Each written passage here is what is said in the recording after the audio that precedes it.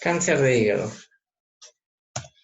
Vamos a hacer una breve recordatorio del cáncer de hígado, pero tenemos que saber la parte embriológica para poder saber la anatomía, y necesitamos saber la anatomía para poder hablar de tratamiento quirúrgico. Por ejemplo, en este esquema nosotros tenemos un esquema de un feto antes del nacimiento y acá después del nacimiento.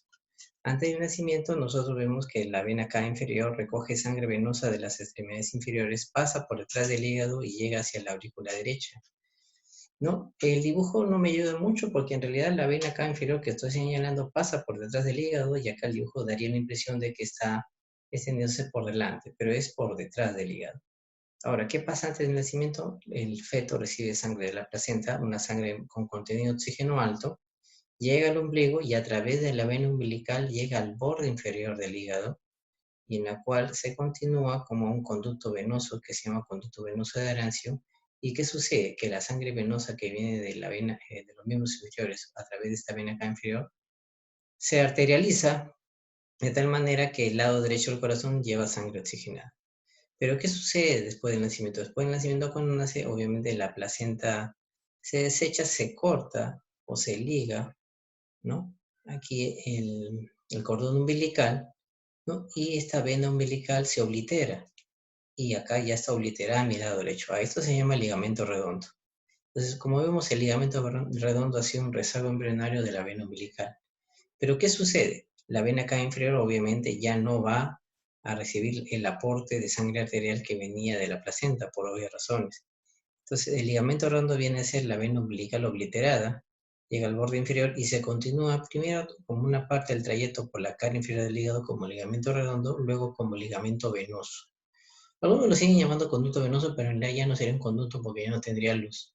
Y de esta manera llega a la cava inferior. Ahora, este es el hígado del adulto, en el que vemos dos caras, una cara diafragmática, que es una cara anterolateral, y este es el borde superior, y acá sería el borde inferior. Y acá vemos cómo el ligamento redondo llega al borde inferior del hígado. Yo le dije que el ligamento redondo se continúa por la cara inferior o visceral del hígado como ligamento redondo. También tenemos a su lado derecho, porque el dibujo los mira ustedes, la vesícula biliar. Acá, por ejemplo, este es otro esquema del hígado. Acá tenemos el lóbulo derecho y el lóbulo izquierdo. Ese vendría a ser el ligamento falciforme. Acá está la vesícula biliar y acá es donde llega el ligamento redondo, que recuerden que era vena umbilical. Y este viene a ser la vesícula biliar. Si nosotros pudiéramos levantar, que es lo que hacemos durante el acto quirúrgico, la superficie o la cara inferior del hígado, lo que veremos es lo siguiente. Vamos a ver que este borde lo voy a llevar hasta acá. Eso es lo que quiere decir el esquema. ¿Ya? Lo llevo y vamos a encontrar que si en el lado derecho o el lado izquierdo tenemos un surco transverso que es el hiato hepático. Tenemos un surco longitudinal derecho, un surco longitudinal izquierdo, y acá está la vesícula biliar, esa fosa cística, y ahí llega el surco de la vena umbilical o ligamento redondo, que se continúa con quién? Con el surco del conducto venoso de Arancio, pero que también el nombre no sería conducto venoso, sino sería ligamento venoso, y acá estaría el surco de la vena cava inferior del hígado. Entonces, estas relaciones embriológicas y ahora anatómicas en el adulto me permite dividir el hígado en este segmento, en un lóbulo caudado y un lóbulo cuadrado. Entonces es fácil de recordar porque todo lo geométrico va adelante. Redondo, ligamento redondo y el lóbulo cuadrado. Entonces, el lóbulo espiga y el lóbulo caudado vendrían a representar, como vamos a ver más adelante, el primer segmento hepático. Muy bien, vamos a ver ahora sí. Esto es lo que nosotros vamos a ver. No sé si lo tendré, voy avanzando más adelante. No sé si lo habré puesto, no importa. Acá tenemos la vesícula biliar. ¿Qué ligamento era este? Era el ligamento redondo. ¿Qué ligamento es este? El ligamento falciforme. Se traza una línea imaginaria acá, que va desde la fosa, o mejor dicho, del lecho vesicular hepático, hacia la vena cava inferior. Esta es la famosa línea de Cantley. La línea de Cantley divide realmente el lóbulo derecho del lóbulo izquierdo. No es, por si acaso, el ligamento falciforme que hace esa división. Es la línea de Cantley. Y la línea de Cantley tomográficamente se correlaciona con la vena suprahepática media. El ligamento falciforme que está acá con la vena suprahepática izquierda, y se traza una línea imaginaria que divide el otro pedazo, por decir así, del pastel de la torta, y por acá discurre la vena suprahepática derecha. El 1 ya habíamos visto que era el lóbulo caudado, y luego el 2 seguimos la dirección de la cara anterosuperior o cara diafragmática, le digo, sigue la secuencia de según las agujas de reloj, segmento 2, 3, 4, 5, 6, 7, 8. El 4 solamente que se divide en 4A, 4B, en realidad serían 9 segmentos hepáticos. Y la vesícula está localizada entre el 4B y el 5. Este es un elemento importante porque cuando vamos a hablar de cáncer vesicular y vemos que es resecable, lo que se tiene que sacar son los segmentos 4B y 5, o sea, una bisegmentotomía hepática más una linfadenectomía portal. Ahora, si dije que la línea de Cantley vendría a ser la división, una línea imaginaria que va desde el lecho vesicular hasta la vena cava inferior y divide el lóbulo derecho del lóbulo izquierdo, cuando hablemos, por ejemplo, de una hepatectomía derecha, lo que involucra son los segmentos 5, 6, 7 y 8. Esos son los segmentos que corresponden a una hepatectomía derecha. El resto, el 2, 3, 4, incluyendo el 1 que no se ve, constituiría una parte de una hepatectomía izquierda. Y estas son las sinonimias que nosotros podemos encontrar, ¿no? Durante la hepatectomía. Por eso era importante delimitar muy bien los segmentos hepáticos, que están delimitados desde el año 58 por el francés. Ahora, la causa, ¿cómo es digamos, el cuadro clínico de hepatocarcinoma, el hepatocarcinoma a nivel del Perú? La primera característica es causado por hepatitis B. Si uno se sigue por las guías del NCCN, encontramos que la primera causa de cirrosis hepática en el 50% de los casos en los Estados Unidos y Europa es la hepatitis C, y la hepatitis B solamente representa el 15%, pero esa es la literatura anglosajona. En el Perú es bien especial, inclusive hay un estudio genómico de hepatocarcinoma, y de ley la hepatitis B gana y en contra con la hepatitis C. Entonces, primera característica es que el hepatocarcinoma es producida básicamente por hepatitis B. Lo otro son características, y este es un cuadro, por ejemplo, este estudio fue en el año 2007 que dio el campanazo de alerta del cambio de teología que iba contra los estudios anglosajones. Y este es un estudio que se hizo 3 años después, bueno, hasta el 2007, casi 6 años después, para ver precisamente el patrón de carcinoma hepatocelular en el Perú. Se vio que la cirrosis solamente causaba hepatocarcinoma en un 11%, y esta cifra se mantiene hasta la actualidad. Y la hepatitis B, como ven, el 50% de los casos a nivel nacional. La hepatitis C solamente representa el 5% y la unión de los dos 1.4%. Lo que sí se ha podido aumentar es la tasa de resecabilidad. En promedio, otra característica es que la tasa de resecabilidad a nivel del Perú es baja, solamente llega a 16.5%. Entonces ya vamos hablando de dos características importantes del hepatocarcinoma, de la conducta del hepatocarcinoma del Perú. Uno, que es causado por hepatitis B. Dos, que la tasa de resecabilidad está muy por debajo del promedio. El promedio de resecabilidad oscila entre 10 a 30% y el Perú está en 16.5%. Tercera característica, la edad promedio, que no lo ven acá, es aproximadamente de 35 años de los pacientes operados y las AFP están muy elevadas. Y también el tamaño promedio de los tumores supera los 10 centímetros, a comparación de otras series internacionales que lo encuentran por menos de 10 centímetros. O sea que somos campeones en cuanto a tamaño de hepatocarcinoma. Ahora, hay dos historias naturales en la historia natural del hepatocarcinoma y es bastante sencillo de delimitar. Encontramos dos fases, una fase sintomática y una fase asintomática, ambas con un promedio aproximado de 9 meses, en total 18 meses. Ahora, esta historia natural dividida en dos fases se ha podido determinar precisamente en los grupos de riesgo. ¿Cuáles son los grupos de riesgo? Hepatitis B en el Perú, hepatitis C en las regiones anglosajonas, pacientes con cirrosis hepática y otras formas más raras con factores de riesgo para hepatocarcinoma que va de una hemocromatosis, deficiencia de alfa-1 antitripsina y una colangitis tipo 4. Entonces, es todo lo que acabo de mencionar vendría a ser factor de riesgo. Entonces, en ese grupo poblacional de riesgo se ha podido determinar. ¿Por qué? Porque a ellos les hacen seguimiento a través de AFP sérico y ecografías cada cierto tiempo. Entonces, gracias a ese grupo poblacional se ha podido determinar que la fase sintomática comienza cuando el AFP sérico comienza a elevarse, de manera casi indetectable, pero ya comienza a elevarse por encima de su valor normal. Y esa sintomática cuando el tumor alcanza un tamaño aproximado de 5 centímetros. O sea, quiere decir que tumores de 1, 2, 3 y hasta 5 centímetros son totalmente asintomáticos. Cuando ya llega a los 5 centímetros, el paciente ya manifiesta los primeros síntomas, que los primeros síntomas vienen a ser, digamos, unos síntomas no muy específicos, molestias vagas, imprecisas, y recién cuando llega a los 9 centímetros se dice por historia natural, que ya el paciente manifiesta que el dolor lo tiene a nivel de hipocondrio derecho o cuando y que se acentúa a veces con la ingesta de alimentos. Y para eso ya el tiempo de enfermedad ya no es de 9 meses, es de 15 meses. Si el paciente sigue con 15 meses de enfermedad y no recibe ningún tipo de tratamiento, culmina con la muerte del paciente 3 meses más tarde. Entonces, esta historia está reportada de la década del 90 y ya en los últimos 20 años ha seguido igual. Entonces, en los pacientes con hepatitis B siempre se le hace un seguimiento como monitoreo de AFP y generalmente una ecografía. Ahora, ¿cuándo existen tres categorías quirúrgicas de un paciente? Un paciente con hepatocarcinoma resecable, irresecable y el diseminado. Ya habíamos dicho que el resecable hasta un 10 a 16.5% de los casos es muy bajo. Siempre se hace a través del examen físico de imágenes y laboratorio, que me va a permitir ver el tamaño tumoral, la extensión de la enfermedad y sobre todo la famosa función hepática. El examen físico, bueno, tiene que ver con todo lo que sabemos del examen físico de anamnesis, ver cuánto mide el tumor, si el paciente tiene ictericia, si tiene estigma de cirrosis o hipertensión portal, por ejemplo, eritema palmar, ¿no? Cabeza de medusa, si fuera el caso, o varices esofágicas, etc. Síndromes paraneoplásicos como hipercolesterolemia, que se ven en ese tipo de pacientes, eritrocitosis, hipoglicemia, hipercalcemia, y metástasis ganglionar a distancia, hacer un examen físico para ver si no hay adenopatías. En cuanto a los exámenes radiológicos, van desde la tomografía, digamos, multifásica, ¿no? Para determinar muy bien el estatus, en qué segmentos de los 8 que les acabo de mencionar se encuentra el tumor, si es único o múltiple, el tamaño del tumor, si tiene nódulos satélites, la relación que tiene con las venas suprahepáticas, ya sea de derecha, media, izquierda, con la porta y con la cava. Otra característica del tumor es que produce trombos en la vena porta. Y los trombos en la vena porta y también en la vena suprahepática conducen a la vena cava inferior que va a la aurícula derecha, ventrículo derecho, va a la arteria pulmonar y da metástasis pulmonar.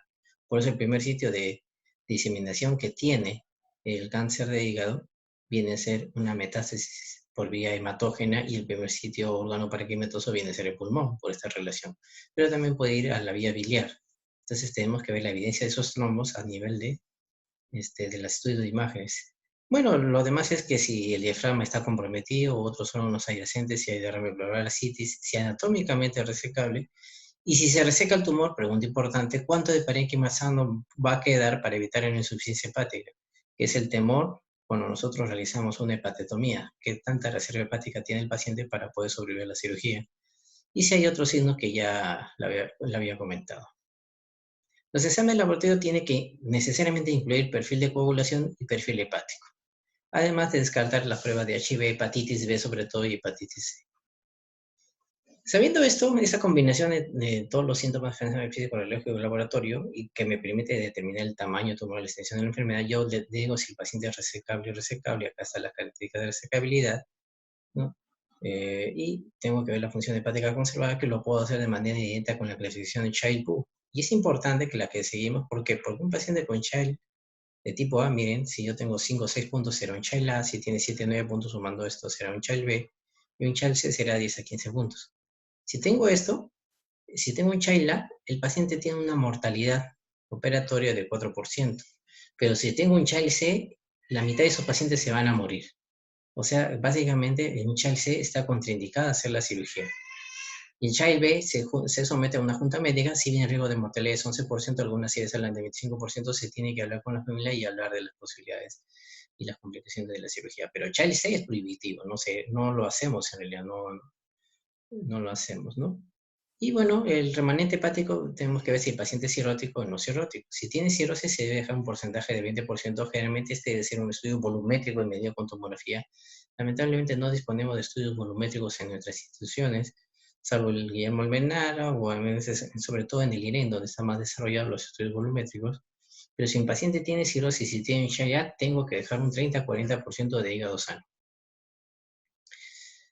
Muy bien, esto ya lo acabo de decir, de estripación. El abordaje que nosotros solemos hacer tiene que ser un abordaje interior. Ya les dije, si nosotros al último movilizamos el hígado, sesionamos el ligamento fasciforme, el triangular, disecamos la zona desnuda, que es la zona del peritoneo que está unida en la parte de atrás del hígado, haciendo una manera de Hangin, ya le vamos a decir, cortamos el hígado, ligamos las venas suprahepáticas accesorias.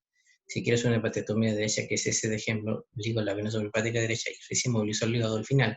¿Por qué? Porque si yo manipulo el hígado mucho, lo que recuerden los trombos, yo puedo eliminar los trombos a través de eso y durante todo el acto operatorio y esos trombos me pueden diseminar la enfermedad. Entonces, acá está la vena acá inferior, acá el hígado cortado, no se ve muy bien. Esta es la maniobra de Hange. Miren, en ningún momento estoy que bamboleo el hígado a la derecha y a la izquierda hacia arriba. Lo que se hace es pasar, por ejemplo, una pieza hemostática, ya una pieza hemostática por detrás del hígado, entre la cara posterior del hígado y la vena cava inferior, es la maniobra de Hange. Paso una liga y de esta manera esto me va a servir no tanto para movilizarlo, sino para cortarlo. Entonces yo corto el hígado aquí, hago la maniobra de Hange, respecto a la vena cava, corto el hígado, no lo movilizo, ¿eh? Corto el hígado, expongo las venas suprahepáticas de la izquierda, por ejemplo, y las ligo, y esto tengo que ligar. ¿Por qué? Porque si yo movilizo el hígado, si acá está el cáncer, esto va a venir acá, va a ir a la vena cava inferior y va a hacer metástasis pulmonar. Entonces, acá tenemos, por ejemplo, si yo lo hago con una abordaje convencional, en el cual antes yo movilizaba el hígado, la metástasis al pulmón es 44%. Pero si lo hago con el abordaje anterior, que elige que primero lo corte por el lado anterior, se baja la metástasis pulmonar a 50%, de 44 que era 22. Es más, también me ayuda para la mortalidad. La mortalidad por el abordaje anterior que acabo de escribir 0% y con la convención del 13% y la seguridad es mucho mejor, obviamente. Transfusión y mortalidad, miren la diferencia en desangrado entre las dos técnicas. Entonces ya saben qué es la maniobra de Hanning y también ya saben a qué se refiere con este abordaje anterior.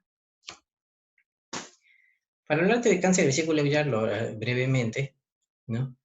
Esto solamente es para orientarlo con la literatura que nosotros nos demos a ustedes, que ustedes sean capaces de seguir conversando del tema y exponerlo a nosotros con el caso clínico que le vamos a dar. La vesícula biliar tiene un montón de carcinogénesis. Uno de ellos es la litiasis. Pero ojo, no todo cáncer de vesícula se origina en litiasis. Lo que sí sabe es que la litiasis puede producir con el tiempo, acá está en meses y luego en años. La persistencia, eso puede dañar de manera crónica la mucosa de la vesícula biliar. Hay una regeneración epitelial, una de ellas se altera y produce un carcinoma. Entonces puede ir hasta los 15 años inclusive. Entonces la colicitis crónica, la litiasis vesicular, se considera un factor de riesgo, ¿no? Es el factor de riesgo de mayor prevalencia y se incrementa con el tamaño del cálculo. El otro son la presencia de pólipos vesiculares, que si son solitarios y sintomáticos, mayores de 1 centímetro. Este lo he puesto grande, está en la última versión del NCCN de este año 2020. Y si encuentro un pólipo adenomatoso de 2 centímetros, tengo que sacarlo. Y acá tenemos un buen ejemplo de esta literatura. Si tengo un tamaño del pólipo vesicular que mide menos de 1 centímetro, el riesgo de que pueda desarrollarse en cáncer es hasta 5%. Pero si lo tengo entre 1 centímetro a 1.5 centímetros, es 11.13. Se dice que todo pólipo mayor de 1 centímetro debe sacarse. Y si es más de 1.5 centímetros, el riesgo se incrementa a 46 a 70%. Entonces, a nosotros al servicio nos llegan pacientes con pólipo vesicular de 2 centímetros, le decimos que igual tenemos que sacarlo por una cuestión profiláctica y por este riesgo aumentado de desarrollar cáncer. Y otra es la hiperplasia adenomatosa vesicular, por si acaso, que recuerden que el epitelio de la vesícula, no sé si lo tengo de acá, el epitelio de la vesícula es un epitelio que tiene una forma glandular y a veces se profundiza mucho a su interior y da la apariencia de que fuese una adenocarcinoma cuando es una hiperplasia adenomatosa. Si bien es una patología benigna, su riesgo de ser maligno, que se malignice, es algo controvertido. Y lo que más aconseja es hacer una colicitomía de tipo profiláctico, ¿no? Bueno, ¿qué más? Ya les había dicho esto. El adenocarcinoma es el tipo histológico más común. Otras formas más raras las encontramos acá descritas, pero el adenocarcinoma de vesícula biliar es la forma más común. Es un cáncer muy agresivo, imita un cólico biliar o colicitis crónica muchas veces. Y eso es lo que quiero que deben entender. Casi nosotros no vemos de manera directa un cáncer de vesícula, lo ve el cirujano general a través de un hallazgo incidental. Ya no es una, sino varias veces en que el cirujano general nos llama a sala de operaciones para decir que han encontrado algo raro en la vesícula, una vesícula no tan santa, o a veces una vesícula bien grosera, pétrea, y es un hallazgo incidental que lo encuentran en ese momento en sala de operaciones. Ahora, los síntomas son muy inespecíficos, en realidad se pueden parecer precisamente a un cólico vesicular o una litiasis vesicular, y en el examen físico hay que tener en cuenta si hay una presencia de una masa en el cuadrante superior derecho. Y el análisis de ensayo físico poco contribuye en realidad a hacer un diagnóstico diferenciado. Esta es la histología de la vesícula biliar. Como pueden ver, es un epitelio cilíndrico simple, tiene una mucosa, una muscular arterial y tejido conectivo perimuscular. Este es el TNM de la vesícula. El T1A es aquel, por ejemplo, que llega solamente hasta la lámina propia. El T1B es cuando ya llegó a la muscular propia, aparte del epitelio. No hay, por si acaso, submucosa. Hay mucosa y diferente muscular propia. El T1A es cuando ya invade la lámina propia. Acá yo lo había dicho. Y me interesa el T2. ¿Por qué? Porque hay una parte de la vesícula que no mira al hígado y otra parte de la vesícula que sí mira al hígado. La parte de la vesícula que no mira al hígado, que está expuesta, digamos, a la cavidad abdominal, tiene un lado peritoneal, ¿no? En cambio, el T2B significa que es un cáncer de vesícula que mira al parénquima hepático. Ojo, yo estoy diciendo que mira, no que lo infiltra. El T2 significa que mira al lado peritoneal, está comprendido en la capa muscular, pero respeta el peritoneo. Acá también compromete el lado muscular, pero respeta el hígado, ¿no? Ahora, ¿quién tiene peor pronóstico? Obviamente, ¿cuál de los dos? ¿El T2A o el T2B? El T2B es el que tiene peor pronóstico. Por la rica vascularización que tiene, precisamente el hígado y esta zona notanda, ya que se puede ver la curva de sobrevida, ¿no? El lado peritoneal tiene una sobrevida mucho mayor que el lado hepático en pacientes con T2B y T2A. El T3 es cuando ya, por ejemplo, acá perfora la serosa y T3 es cuando ya llega hasta el hígado. Acá solamente lo miran, pero no hay evidencia de infiltración. Esa es la diferencia. Y el T4, que es el irresecable, es cuando ya invade estructuras vasculares como la vena porta principal, la arteria hepática o invade múltiples órganos extrahepáticos o estructuras vecinas. Muy bien. ¿Qué podemos hacer? A ver, varias veces nos ha pasado también que un paciente, el T1A cuando invade la lámina propia, el T1B cuando invade la muscula propia. Cuando un paciente se ha sometido a una colicistectomía laparoscópica por un cirujano general, y este cirujano general, porque muchas veces no todos hacen eso, le hace un estudio anatomopatológico, lo mandan a examinar la pieza operatoria y encuentran que ha encontrado un adenocarcinoma del círculo biliar con compromiso hasta la lámina propia, con borde quirúrgico del cístico, por ejemplo, que está libre, ¿no? Lo que tenemos que hacer es verificar si realmente es un T1A, es decir, si ha llegado hasta la lámina propia y no ha infiltrado, por ejemplo, la muscular propia, es un T1B. ¿Por qué les digo esto? Porque si mando a revisión la lámina, le pregunto al cirujano que lo operó si cuando exploró no encontró algunas adenopatías, líquido o algún compromiso raro a nivel del hígado, si se confirma que es un T1A, la colicistectomía simple basta y sobra y ya no le hago más cirugía. La controversia está con el T1B. Entonces, el T2 sí definitivamente tiene que ir a una bisegmentotomía. Ya les había dicho que era la bisegmentotomía hepática de los segmentos 5 y 6. Finalmente, un resumen del cáncer de vías biliares, ¿no? Vamos a hablar del colangiocarcinoma extrahepático, por ejemplo, un cáncer a nivel del colédoco distal. Lo más importante que quiero que sepan acá es esto, revisión de 2020. Si el paciente tiene dolor, ictericia, pruebas hepáticas anormales, tengo que pedir una tomografía multifásica para ver el hígado. ¿Por qué? Porque quiero evaluar la invasión vascular. No solamente el hígado, todo esto hay que evaluar la invasión vascular, que es un factor de riesgo importante. Entonces, si pido una TAT multifásica es porque quiero evaluar el compromiso vascular. Tengo que pedirle marcadores tumorales, el CEA y el CA19-9. Y de acuerdo a eso, ver si el paciente es resecable. Si es irresecable, hay que hacerle drenaje biliar.